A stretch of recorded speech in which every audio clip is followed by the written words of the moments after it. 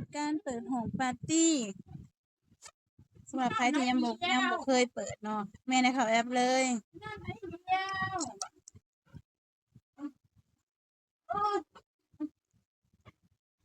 หลังจากนั้นเขาตัวที่สองอยู่เด้อแล้วเขาวันปาร์ตี้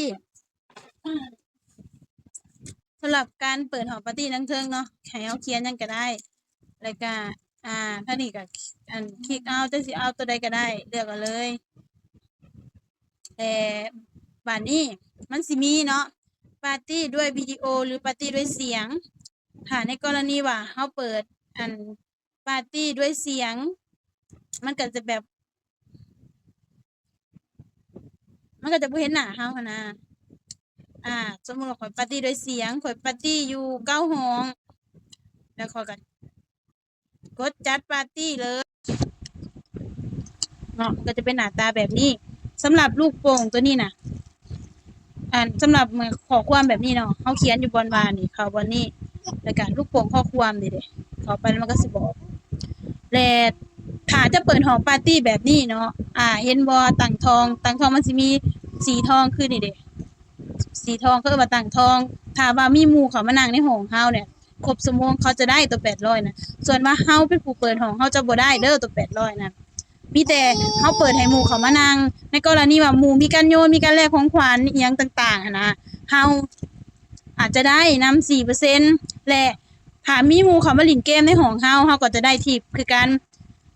เนาะและบัดนี้การเปิดห้องปาร์ตี้แบบนี้บางคนน่ะเปิดก็บ่มีไผเข้ามานั่งย้อนว่าเฮาบ่ได้เปิดตั้งให้เขานั่ง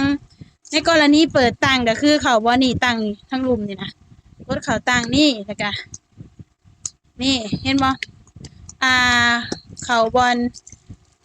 อิหยังหกเหลี่ยมนี่นะเป็นเหลี่ยมๆนี่กดเข้าไปหลังจากนั้นให้เจ้าไปปิดถ้าสมมุติว่ามันเปิดแบบนี้อยู่ให้เฮาไปปิดเพราะว่าถ้าเปิดแบบนี้มันสิให้แบบเฮายืนยันตรวจสอบใหม่หั้นนะเฮากดปิดเรียบร้อยแล้วก็เฮาสิให้เข้าทั้งหมดหรือสิให้แต่สมาชิกแฟนคลับหรือสิให้แต่เฉพาะแฟนๆหยังน่ะส่วนข้อยแม่นข้อยให้เข้าทั้งหมดเลย